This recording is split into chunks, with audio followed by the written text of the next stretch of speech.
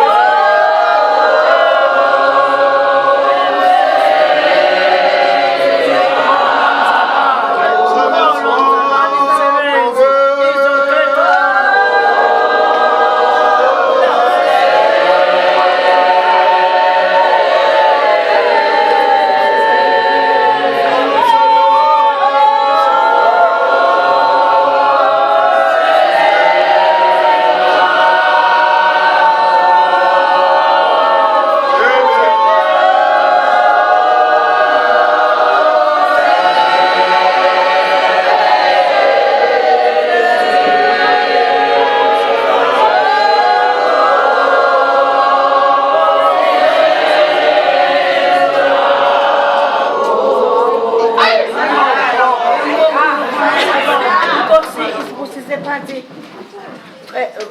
Libonge igama. Holiness, ayibonge Nkosi. uNkulunkulu abemkhulu njalo. Nabafundisi bami, nabafundi, nabaphuma emazweni onke Inkosi ingibusise.